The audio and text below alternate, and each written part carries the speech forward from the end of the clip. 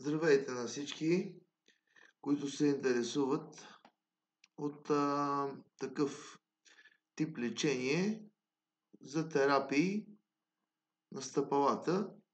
И както вече знаете, в първото видео аз публикувах, за тези, които ме следват, разбира се, аз публикувах защо не трябва да се изгарят кокошите тръни на всяка цена. Подчертавам, на всяка цена. Не е задължително да се изгарят. Какво имам предвид? Сега ще разберете. Избрал съм няколко файла, с които и снимков материал, разбира се. Имам и едно видео, което ще ви покажа. Какво означава такъв тип проблем, наречения кокоши трън? Защо всички се опитват да изгорят ето тези трънчета, които показвам на екрана си? И последиците от изгаряне, когато не е необходимо, с течен азот, лазер, замразяване, други такива. И сега вече искам да намекна за много от коментарите, които имаше на един мой пост във Facebook, страницата ни, за домашно лечение. Домашно лечение с различни методи, които аз не препоръчвам, защото такъв тип проблем може да изглежда на пръв поглед много лесно премахващ се, но какви са последиците от различен вид третиране?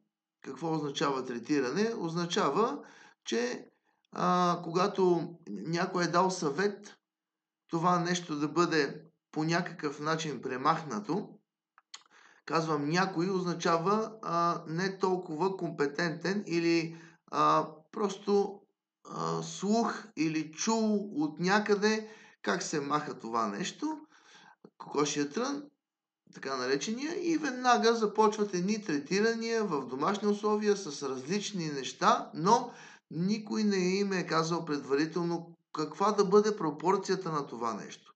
Защо да не се прибягва веднага към домашни лечение, просто да отиде при компетентни хора, да се допита до тях. Има клиники, има салони за това нещо. Не мога да разбера. Сега аз ще ви покажа какво съм ви приготвил за днес на моя монитор. Нека да започнем. Това е, както казахме, проблема кокоши трън. Всъщност, той се намира на много места. Когато бъде прегледан отблизо, той показва много различни развитие на този тип терапия и сега ще ви покажа пример номер 1. Нека да видим пример номер 1. Когато такъв тип проблем е изгарян 7 или 8 пъти. Ето може да видите, ще го увеличим малко, разбира се. Нека да го направим на голям екран. И да видим какво се получава, когато такъв тип проблем е изгарян многократно на тези участъци от ходилото на този пациент. Разбира се, може да разберете защо е деформирана кожата вече, защо е твърда, мъртва кожа, болезнена. В предишното ми видео аз съм обяснил, който иска може да разбере, защо се е получило точно този проблем. Твърда, мъртва кожа. Ето, виждате на всички тези участъци. Сега ще ви покажа една друга снимка, която ще почистим тази мъртва твърда кожа, за да видим къде са точките, откъдето е започнал самия проблем. Не може, ето в такъв вид идва моят пациент, това са снимки лично, които съм ги правил, не са сваляни от някъде, както имах така наречените колеги, които взимаха мои снимки и ги публикуваха някъде, както и да е. Сега ще дойда на втория етап, който е почистен. Ето тук. Искам да обърнете внимание, просто ги почистваме. Това е на деня, на същия ден се случва това нещо. Почистваме ги, хубаво, приятно. Сега в такъв вариант човека може да спокойно да си отиде, без да има никакви болки, но казвам, че до 5 дни това нещо ще натрупа същата мъртва твърда кожа. Защото самия организъм го произвежда. Това не означава, че след като е почистена участъците, веднага проблемът е премахнат.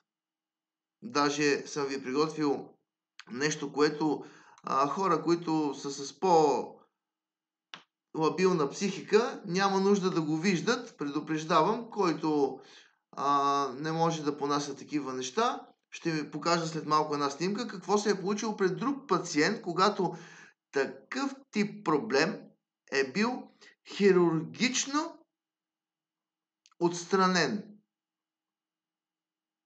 Даже може да ви покажа и сега за какво става въпрос, за какво ви говоря. Нека да видим този проблем, който аз не препоръчвам, разбира се, хирургично да бъде премахнат. Ето тук може да видите на тази снимка. Ще ви покажа за какво става въпрос. Ето за това говорим. Снимките са направени след оперативен път. За какви болки става въпрос? За какво говорим? Това е просто оперирано и не искам да коментирам по какъв начин, как и защо, но тук проблема е жесток. Това е след няколко месеца. Ето виждате за какво става въпрос. Абсолютно деформиран. Така идва при мен пациент с такъв тип проблем, вече хирургично отстранено. И ето тук на това место имам и други снимки, които ще ви покажа, ако имате желание. След 3 месеца, как пак и се беше появил, ето точно тук, кокошия трън. И тогава ние започнахме лечение с моята терапия. Сега, но да дойдем на случая, за който аз ви говоря.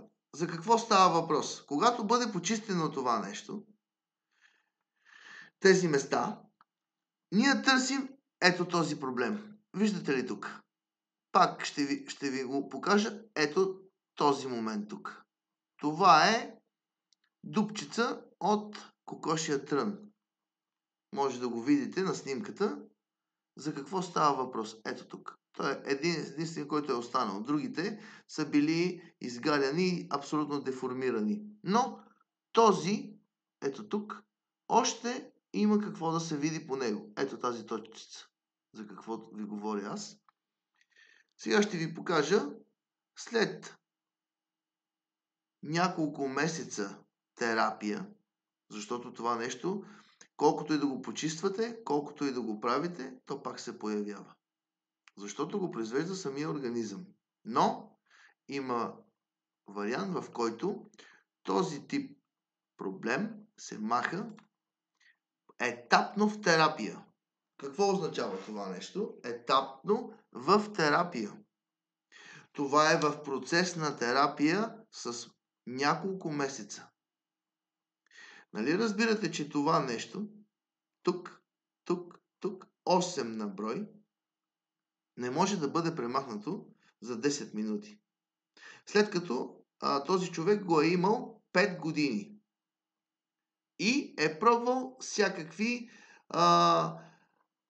варианти, на които му е било предлагано някакво лечение.